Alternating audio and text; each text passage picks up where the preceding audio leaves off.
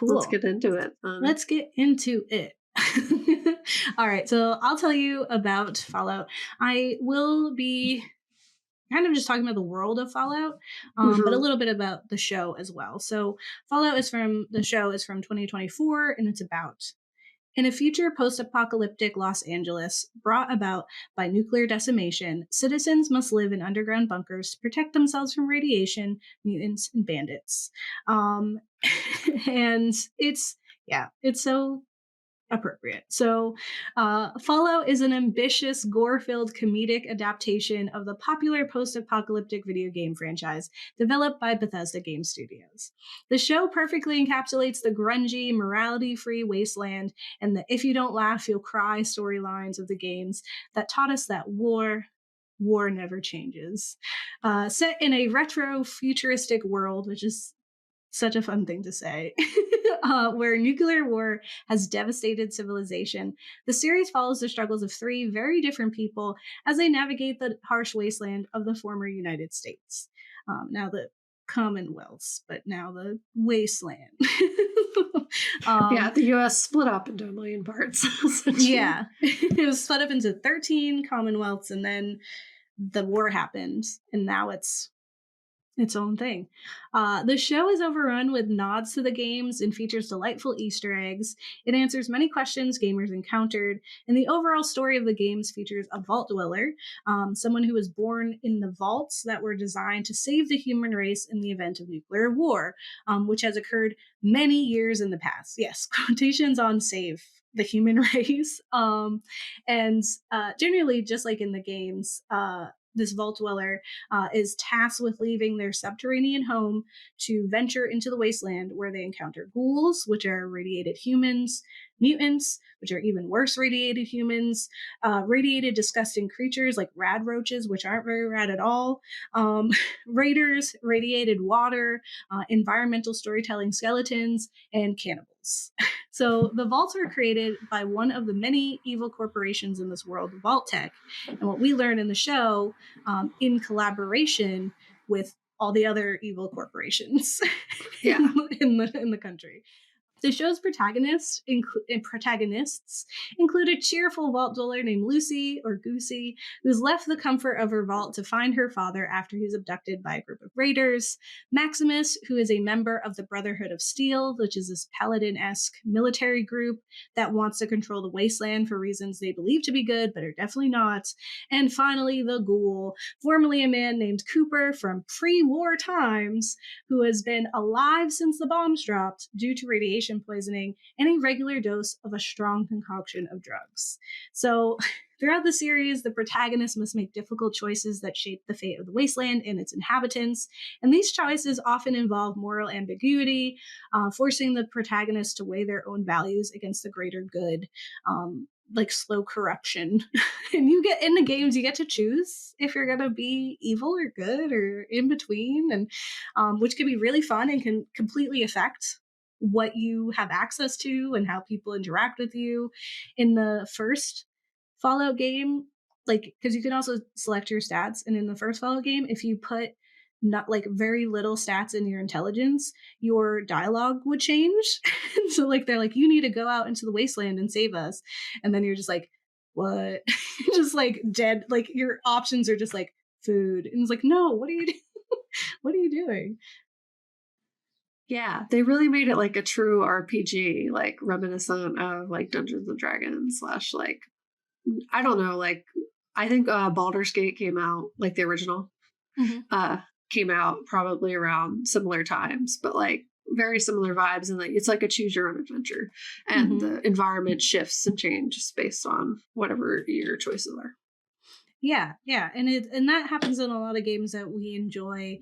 But like you have options of like blowing up it, like detonating a nuclear bomb, right? Yep. Which could ruin everything, or like making it so that it's safe, right? Like inactivating it. So it's fun. It's really fun to play those, like that game. And I will say personally, like I've tried to play Fallout a few times, and there are parts of it I absolutely enjoy. It is too big for me. It is too big. It's also scary. Yes. So it's too big. I get lost. I need you need to tell me where to go. And if I end up somewhere, I don't want to be there. And then and it also is very scary. I generally I think the last mission I was on, I was in a hospital. And I was like, there's going to be so many scary things. And anytime I go close to the water, they have those big crabs. Listen, crabs are scary regularly. And then they're huge. The Mirelurks, is that what they're called? Yeah, Mirelurks. Terrifying. I can't. Those are the scariest things in the game. I refuse. Yeah, honestly, tell me otherwise. I agree. I don't mind the ghouls or the super mutants, because you at least know what's happening. But anything outside, all the bug themed creatures or crustacean themed creatures freak me out. Absolutely, because they make that awful sound. You can't wear headphones while playing Fallout because it's all that clicky, chittery and sound. Skittering. It's so horrifying. And then you can hear it before you see it, and that's even worse. And you have to do it. You have you have to go and be the person who's taking care of this and making decisions. If it was just me talking to people, if I could do a safe zone, just go to different towns Peaceful and be let me talk to these people and solve a mystery, I think I would enjoy Fallout a lot more. But it's it's hard and it's too big and it's scary. I've been replaying it, the fourth one specifically in 76 because they updated it a bunch. But there's been multiple times where Isaiah's just sitting next to me and a rad roach will approach out of nowhere and I'll be like, ah! And he's like, are you okay? And I'm like, yeah, it's just a bug. We're cool. Everything's fine. No big deal. They're so scary. But I'll shriek and I'll be like, what's happening to you? Yeah. I can't. Yeah, it's so scary. I can't. But with the show, obviously these characters are making their own choices. But it is really fun to see how some people were corrupted by the Wasteland, you get with the Ghoul, how people reframe their perception of good and right, which you see with Maximus, and then holding on to your morals and to be a good person even in the face of really awful things. And while people treat you terribly and tell you that it's only a matter of time before you're corrupted, and to hold on to that is very strong. It's one of the strong, she's one of the strongest people in the Wasteland, and that's because it's a choice, and then they give you the illusion that it's not a choice to make better choices, because it's the only way you can cope with the horrible things that you've done. Yeah, it's a whole thing. Yeah, humanity. I think she sunk all her stats into charisma and constitution. Yeah. Because she'd be hardy and wavering people. She fully did that. And Maximus should have put more points in dexterity. Yeah. Boys of klutz. So Fallout combines elements of science fiction, horror, and political intrigue to create a compelling and immersive narrative. With its rich lore, complex characters, and morally gray dilemmas, it offers viewers a thought-provoking exploration of what it means to survive in a world teetering on the brink of oblivion. So let's crawl out through the Fallout, baby. It's the best part of it. It's so fun. The music, I literally, again, I didn't play the games first. I always try, and then I would be but I have the many playlists saved on Spotify and will constantly listen to them, just regular. And just belt it in my house. And as it stares at me I have three heads, because I'm dramatically singing 1920s. Yeah. Around girls, 50. Girls, watch out. That's so great. They're amazing. So highly recommend just to listen to the music.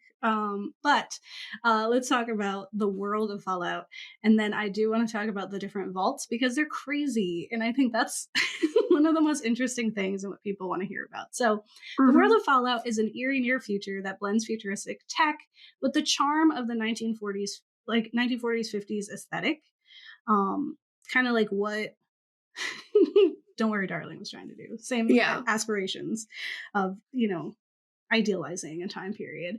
So the world of Fallout resembles the imaginings of sci-fi creators like Ray Bradbury, or the 50s the aspirational future of the 50s known as the world of tomorrow. So there was the World's Fair, and people were envisioning what is the future going to look like?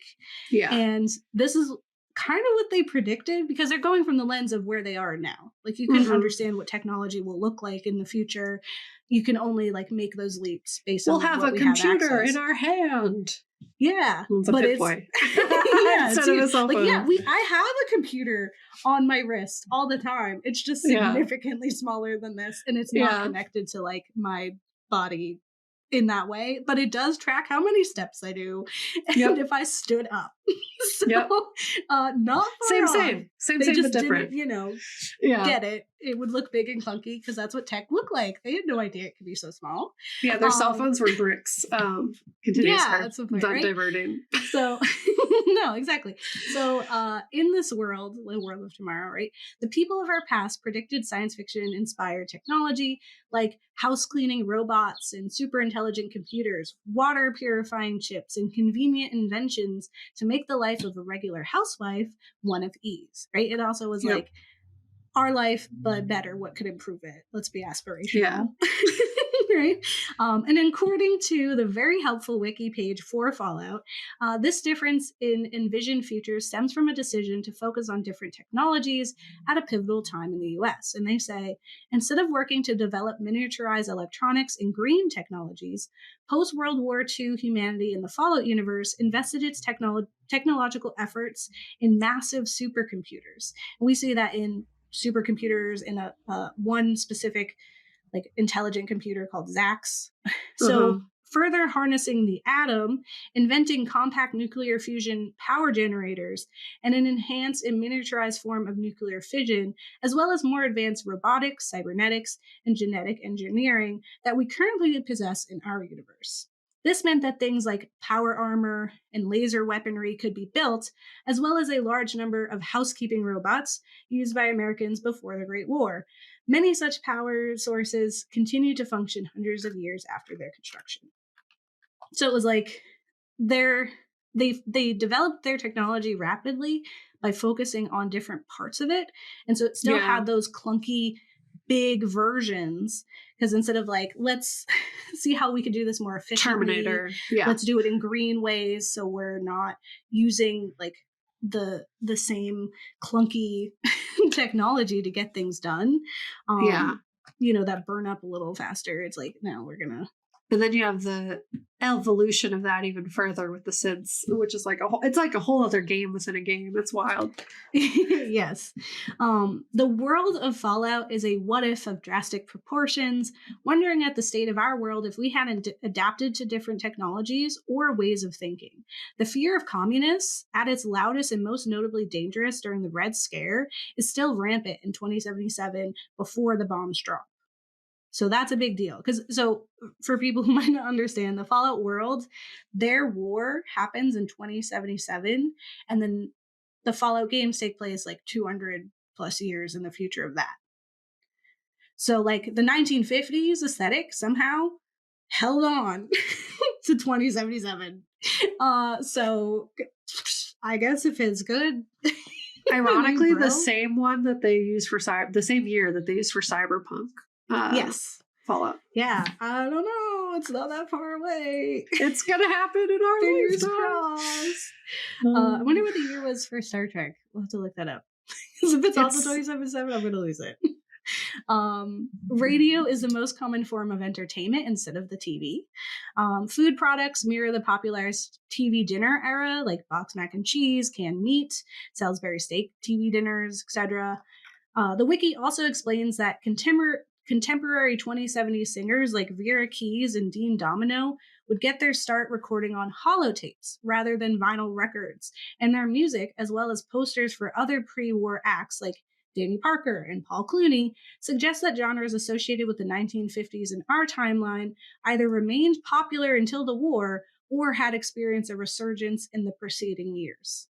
So it's like, either we thought the 1950s were so cool we can't let them go, or they came back, which also happens. Further, the world has been described by creators Jonathan Nolan and Walton Goggins in interviews for the 2024 Fallout TV series as a world where America did not experience the Vietnam War, the Watergate scandal, or the Woodstock type counterculture of the 1960s. And it never had a conversation with itself about its own sins and transgressions. Instead, they describe it as one where America stayed in its Eisenhower era of swagger until coming to an end with the Great War of 2077. So I'll talk also like just a little bit more about the differences, but those are some of the key ones. Like we kept on idolizing the 50s. We didn't get to the point where we would criticize the idolation of that era of time. So then we just kept it going. That's why there's so much like anti-communism rhetoric and some other just super cringy things. Classic US. Yeah. Thanks to an article on Gamer Rant called Fallout's Alternate History, The Biggest Differences from Ours, I found some of the key historic moments that differ between our world and Fallout's, including like no Watergate, like that, no Vietnam War. And so including a samurai from the 1600s who can become a companion is found on an alien spaceship called Mothership Zeta. So the fact that aliens were here in the 1600s, grabbed a samurai that you can then be friends with, crazy. Yep. In the world of Fallout, aliens have made physical contacts with humans several times by 2077, right? Different people landed on the moon and on a different date, meaning the U.S. gets to space first, not the USSR. And further, China replaced the Soviet Union as the opponent of the US. So instead of us being against the Soviet Union, having the Cold War, we were against China. So that article goes on to say, in the world of the Fallout universe, the Cold War never happened. The war was anything but cold, with nuclear bombs dropping within moments. A big reason why China became such a massive powerhouse was because of its economic reforms to enable a free market. This, coupled with its dedicated resources, has led to this country being one of the most influential in the world. However, around the same time, China in the Fallout universe never even proposed these radical economic reforms. It seems the threat of war was so omnipresent all the time that people just had different things to worry about. The Soviet Union dissolved in 1991 instead of becoming Russia and the many other countries that made up the Union. In the Fallout universe, the Soviet Union existed well into the 21st century, and the country even launched a few nukes during the Great War. So the USSR is still there. It's just not our enemy number one. Yeah. And one of the biggest changes is that the US was split into 13 commonwealths instead of states. So those states are broken up into bigger regions known as commonwealths for reasons. It was like supposed to help, but everyone just hates each other anyway. Yeah. Within their commonwealth. They're like, I hate being in this commonwealth with Georgia. Get over it. Alabama, I mean, it sounds you both are like together. what I know, but it sounds like what would happen. Yes. It's fine.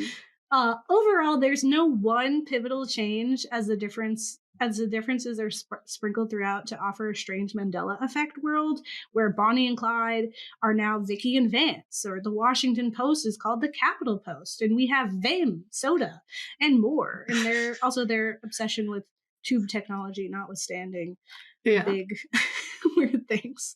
So let's talk about hashtag Vault Life.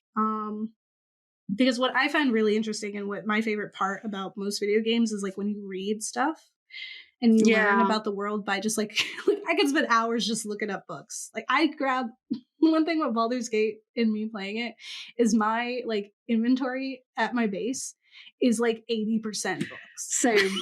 I'm like, must pick up every book. There are secret quests within these tomes, you know? And like maybe sometimes 3 of them will give you something. Yeah. Yeah. It's like 80% books. It's stupid. It's the but I gambling. love that. I spent hours in Mass Effect reading the lore of every alien race. Like, I don't know. It's cool. It's like reading regular, you know? So I think what's interesting is the vaults and what each vault, like what happened in the vaults. And especially because like we're existing in a time so far into the future, like this stuff already happened. And so you have to piece together those stories by reading like the logs on the computers or hearing from other people who survived it or reading comic books or watching this TV show, like all these different things. Gabe, you know how you love it? Found footage. Yes. That's true. It is just found footage, just but you're feels the real. one finding it. Yeah. No, it's so real. And The Last of Us, it also does that. Like, there's the show highlights the stuff that you might miss as a viewer in the books, where, like, similar to this, the show gives you a little peek into, like, if you're not reading all the vault lore, you don't know what experiments have been happening, or like that it was all orchestrated. It's a whole thing. It's super interesting. So I totally agree. Which is like, that's one of the things I really enjoyed about like Silent Hill, and that's what they miss in the films, is that it's so much more in this one story instead of being about the world of Silent Hill, and that, like, that's where they're missing it. Where I'm like, what are you doing? This is silly. Character development, choices, humanity. And one of the most controversial and most amazing episodes of Last of Us, which we'll talk about next, is like a developed, like fully developed story that you can encounter and learn about in the game, but done better. They were like, let me try again. So what I find really interesting about the Fallout world is the vaults, because Vault Tech is the evil company, designed these vaults to experiment on the human population. Classic. So they told everyone it was to save them, but it was not. So you learn this through playing the games, and it is revealed at the end of the show how such a program could be created and guaranteed.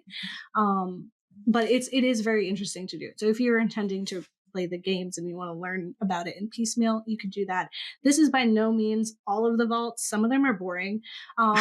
Some of them, again, are just in like, there's a lot of control vaults, and then there's some that are in different comics and stuff that I haven't heard about. But I wanted to talk about some of the different vaults and the experiments associated with them. So here we go.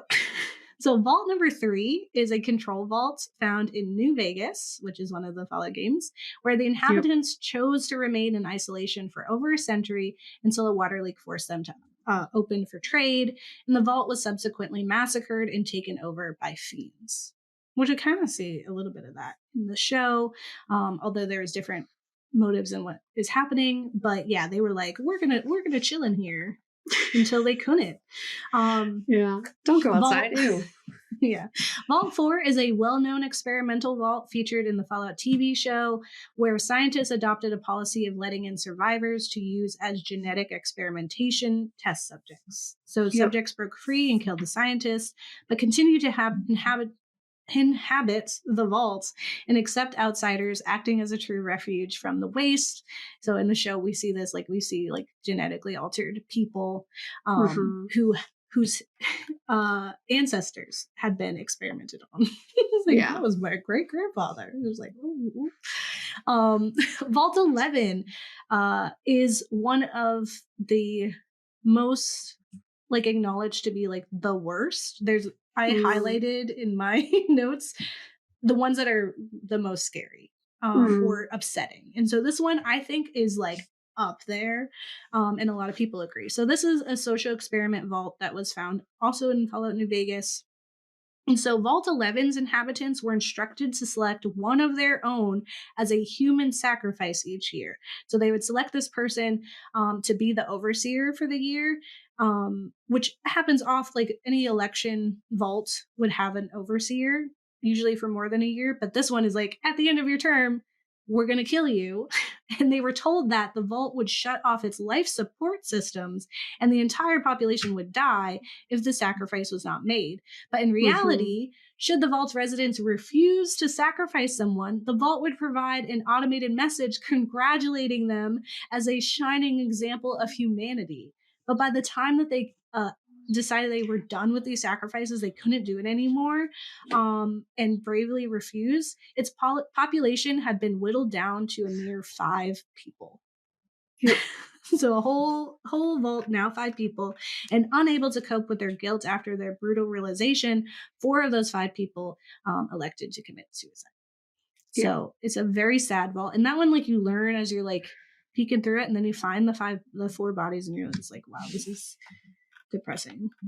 Oof. Vault number 12 is a faulty vaulty with a door that was designed to not seal properly, resulting in the inhabitants becoming ghouls who later founded the city of Necropolis. This is found in Fallout 2, and it was like, it would shut except like a little bit, so then they were essentially cooked in there and didn't know, and they became ghouls.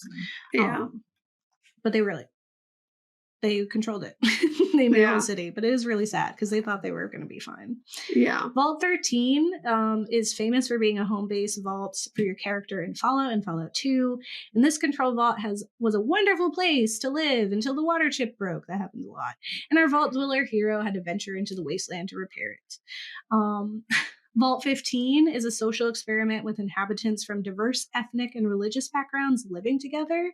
And the vault's opening was intentionally delayed by several decades in hopes that people would be mad at each other because they're different religions, and we know how that works now. So, and we have a whole world between us or like around us for us to move around. We don't have to be in the same place.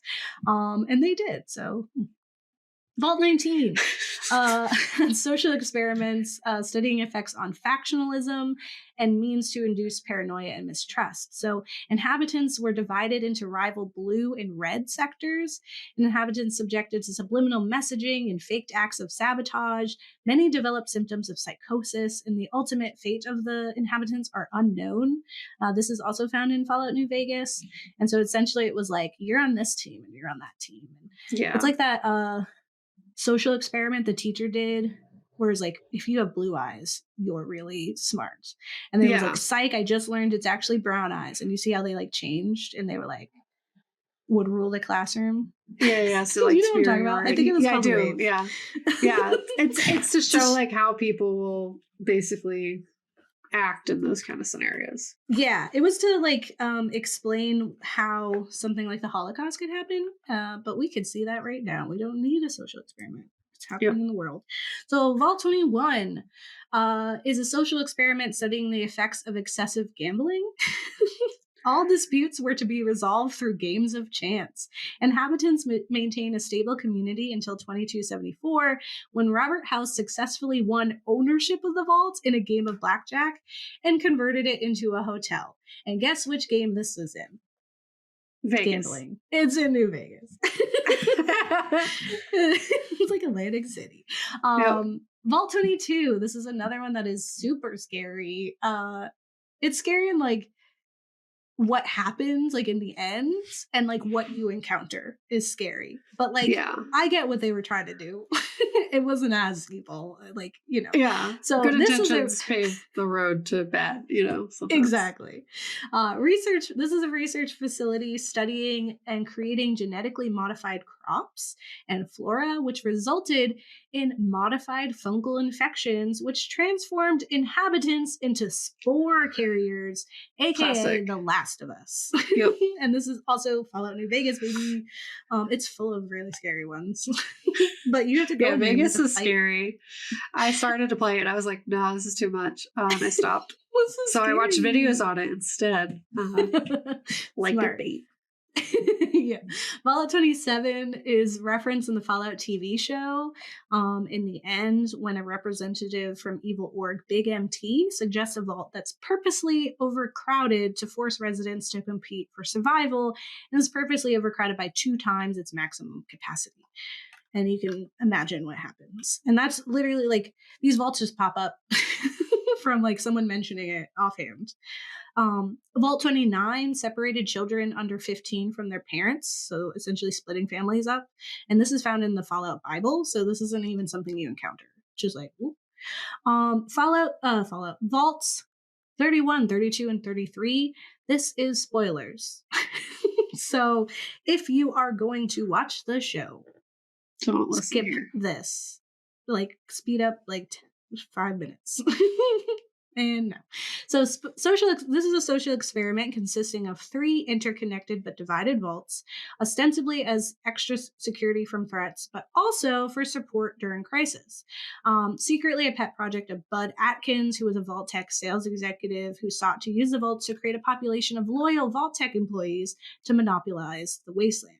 Vaults 32 and 33 house regular populations, while 31 house cryogenically preserved Vault Tech executives directed to go out to the other vaults and indoctrinate them towards Askin's directive, with the truth hidden from the other 2 vaults.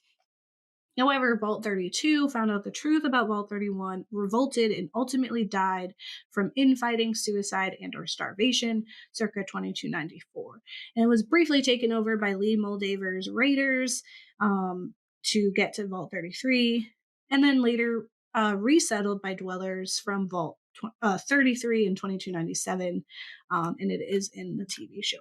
Yeah, additionally gross. They used it as like they're the best leaders, so they're like breed with them to make better humans. Yeah. It was gross. Yeah. And like this is how we get them in here. Yeah. Yeah. Gross. And like just think about it, like these people from 31 are from the before times.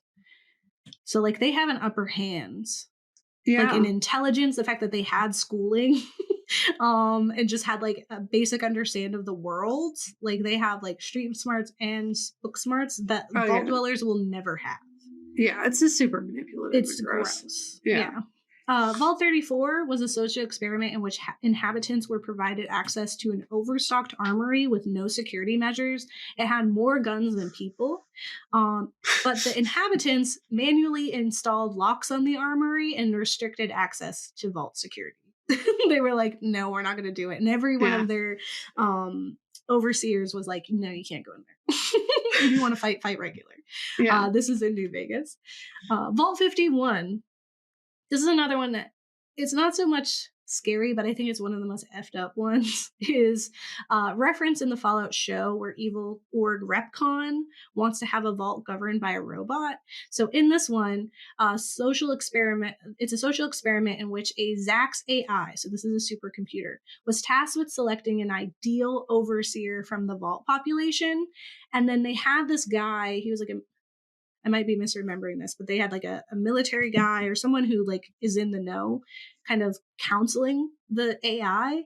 And he says to Zax, like, we won't really know if someone's ideal, or like the times when you know someone is a strong leader is in times of crisis. Because Zax was like, nobody's worthy. Nobody's got what it takes. And he's like, well, nothing bad has happened yet, so everyone's just regular. And so Zax was like, oh, okay, I see what you're saying. And so he started manufacturing crises to test the abilities of inhabitants. And the crises eventually escalated to lethal threats and then direct manipulation, encouraging the remaining inhabitants to kill one another. So he was like, oh, okay, they need to be tested. He was like, that's not what I meant. That's not what I meant. But a robot wouldn't get it. Robots. No. Yeah. Vault 57's experiment was to see how a vault's population of non-drug addicts would react to addictive materials in their food and water. So they specifically gave a large supply of meat from a Redmond special food shack that was laced with Colombian argument powder. There were smaller amounts of it in drinks and food, but mostly in the popular foods. So they just started slowly poisoning people with... What is this? Reality? Oh, God. Yes. Vault 68, which I think is a true nightmare, number one worst evil place to be, is a social experiment where it was inhabited by 999 men and one woman. And you can imagine how this went. I choose the bear. This is mentioned in a webcomic called One Man and a Crate of Puppets. It's just, it's briefly mentioned, like it's not something you encounter, but oof, that's gross. I don't even, like you play your imagination, put those two together. In reaction to that one, there's also Vault 69, eye roll, which is essentially death by snoo snoo experiment with 999 women and one guy. Yep. So he, I'm sure it was a lovely place, to be honest. Honestly, yeah. And the way that like pregnancy works in the 999 men, you got one at a time. You gotta wait 9 months for her if she doesn't kill herself. You gotta wait 9 months. In the Vault 69, 999 women, you have 999 chances to have people pregnant all at the same time. we can double the population. Inbreeding. Yes, that They're is all true. Related. They're all so related. True. Well, that's cousin stuff. Gabe. And all the vaults, it ends up where you do that. That's why Vault 31, cousins. 32, and 33 has the benefit of like an outsider even if Yeah. that was like A fabricated, you at gross least have version of it, access yeah. to it. Yeah. Because it's like, I can't keep I can't like have babies with my cousin. It's not allowed. Yeah. So Vault 75 is another nightmare vault, and it is mentioned in the TV show. And it's a vault designed to train and educate children. So upon entry, the children's parents were separated from the children or summarily executed by the security staff. So they took them away to be like, oh, we're going to different orientations. And so they killed all the parents and they kept all the kids. And then the kids were subjected to rigorous physical and mental conditioning. And those that did not achieve satisfactory results when they became 18 were disposed of. And those that did were harvested for their superior genes. So just eugenics, the vault. And this is from Fallout 4. Vault 77 is a crazy one. So this one was sealed with only one person inside. This individual, later referred to as Puppet Man, initially believed that this was a mistake and pleaded for the other fucking people to be let in. When his pleas are unheard and unanswered, he's just years of solitude that affects his mental condition, obviously. Puppet Man later found a crate of hand puppets, which is where he gets his name, and he immediately began to play with them, and he quickly loses himself to these puppets and believing that they're real.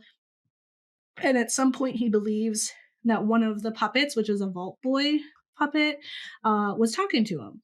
And he tears apart one of the other puppets, who's like a king, and he accuses the Vault Boy of doing it. And the Vault Boy's like, you did it. You're the murderer because I'm a puppet. Essentially, he kind of goes a little wacky doodle and he escapes the vault in fear of a dog puppet. But essentially, it kind of marketed him as like he's so unhinged that he kills and then doesn't realize that he's killing. Yeah. And this was in a comic strip entitled One Man and a Crate of Puppets, released to promote Fallout 3. Yeah. So it's not even in the game. Vault 81, promise I'm getting through these, is a research facility where scientists in a secret sector of the vault would work to develop a universal disease cure via experiments on unwitting civilian population. So just people were subjected to horrible tests, and a lot of them died, and those who didn't became like ghouls or mutants or all kinds of terrifying things. Yeah, I just did their mission in the game. So like the humans that make it or whatever are like having a good time, and they didn't know that that's like what happened to their predecessors. And there's like a mole rat incident. It's interesting. It's fun. I just did it. I found the cure. I met Curie. She was sweet. Robot friend. Going to be friends with Codsworth. But yeah, they do horrible things in that vault as expected. Yes, and that's from Fallout 4. Then there's Vault 87. This is mentioned in the TV show when an evil org, Westtech, shares plans for a vault that works to create a super mutant soldier. It's where residents are served as test subjects for FEV. It's in Fallout 3 as well. And they make like super mutants. And I'm sure the show will encounter them in the next season. Vault 92, this is another one I think is just really messed up. And it's a bit like They Cloned Tyrone. So this one is filled with skilled musicians to preserve musical culture and talent after the war. But in reality, it was a white noise experiment that drove the dwellers insane, and eventually they killed one another. So they think they're in there to make beautiful music, and instead this white noise is like insidiously like in their brains all day, all night, all the time until they're all insane. And that's in Fallout 3. That's why it's one of the scariest. Yeah, it happens in the world now. But yeah. So 94 is a social experiment testing the viability of pacifist belief systems in post-apocalyptic conditions. So all inhabitants were members of a nonviolent religious community, save a single Vault-Tech employee. The Vault-Tech observer confessed to the experiment and urged inhabitants to arm themselves for safety. It said, like, don't be a pacifist. It's dangerous out there. They didn't, and they were harmed. And that's in Fallout 76. Vault 95 is another one that's super messed up and unforgivable. This is where they took a bunch of people who were addicted to different chems, and it was supposed to be an experimental rehabilitation treatment facility. So they encouraged them to remain clean by all these different experimental ways, and people did. Yeah. People got better and were like living their lives. And then they were informed of a secret stash of chems. And at first, they had recovered quickly, but then they turned violent when the stash was revealed. And that's in Fallout 4. So it's super messed up because you have the power to help, and then you harmed. But yeah. It's kind of the MO of the whole show. Vault 96 is a research facility intended to monitor and study mutated wildlife using genetic engineering to develop anti-mutant countermeasures. It was staffed by only 5 individuals and had automated safety measures, threatened to execute inhabitants if they failed to meet quotas due to secretive and unethical natures of research. Inhabitants eventually attempted to sabotage security systems and escape, but they failed and died. And test subjects eventually began to escape the facility. That's Fallout 76 as well. Vault 101. The primary experiment of the vault was to test the long-term effects of an all-powerful overseer on its inhabitants, and long-term meant forever. And as it turns out, Vault 101 was never supposed to open for any reason or at any time. And this is where you start in Fallout 3.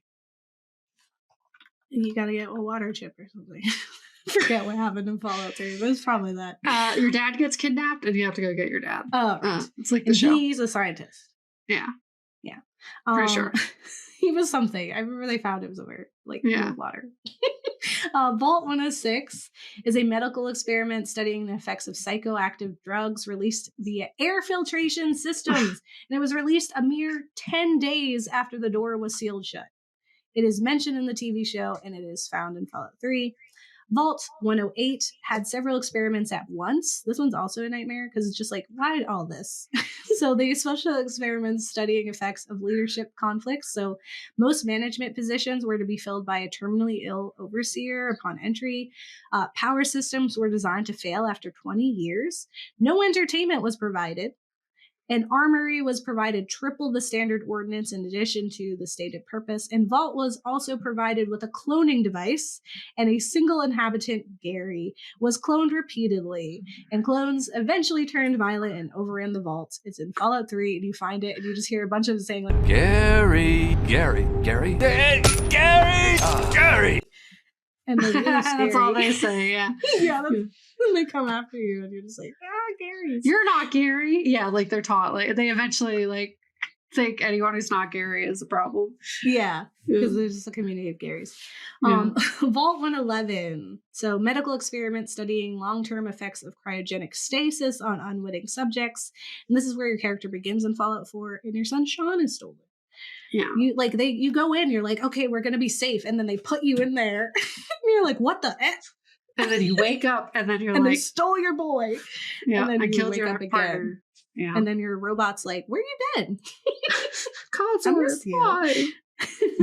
Vault 112. This is another one that's really awful. I think this is definitely top 5 of like scariest. This is a social experiment in which inhabitants were placed in a virtual reality simulation controlled by the overseer, and it was promised to be like a lovely time. They were going to live in Second Life and just, sleep forever in a wonderful time. But the overseer, Stanislaw Braun, fun fact, my great-grandfather's name was Stanislaw. He wasn't this guy, though. Used this for evil, and he fed the inhabitants nightmares where he operated as a young girl who would murder them, only for them to wake up and then relive it. Like he would murder them, and then they wake back up in the start of the simulation. And it's like, and it's also like the simulation is very Fallout because it's like you have all this technology, you have VR, and it looks so silly. Like who would believe that that's real? This is in Fallout 4. Vault 118. I'm almost done. Social experiment in which 10 wealthy residents would live in luxury while 300 impoverished residents lived in squalor, with wealthy residents granted total authority. Wow, this sounds like today. Always outside. Lower class section of the vault was never completed due to embezzlement of construction funds. Classic. Super fun. Inhabitants of the luxury section eventually transferred themselves into robo-brains to achieve more immortality and continue to occupy the vault. It's found in Fallout 4, and it's a little bit connected to what happens in Vault 31. With the do not pay attention to the robots, the brain on the robot. Yeah. And like the subtitles had it as like the brain Roomba or something. It was pretty funny. Also, last thing that I'll just say that's not brain a vault. Roomba. Oh my god. Yeah. That's not a vault, but it is one of my favorite environmental storytelling skeleton moments. So this is like when you're navigating the world, another way that you can learn about what happened is that you'll see skeletons. Like she encounters it in the show where she finds like a family that like, you know, took themselves out before the bomb, but you just like you look at the skeletons and then you look at like the poison on the table near or in the kitchen near the soup, and you're like, oh, okay, I know what happens.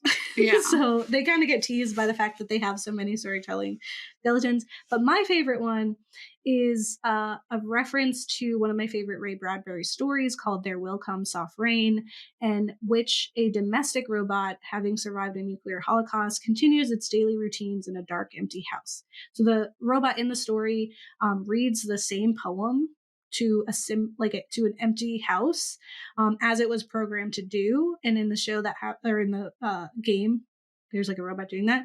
And in Ray Bradbury's story, there's a family in the house who is a robot that reads to them every night as they sit around the fire. And they have these cool mouse robots that clean their house and that come in and out. There's like a dog that's actually really sad. And eventually something terrible happens, most likely a nuclear bomb that wipes them out. I think like you see the imprint of a young girl on the wall in the story. So it's like the blast.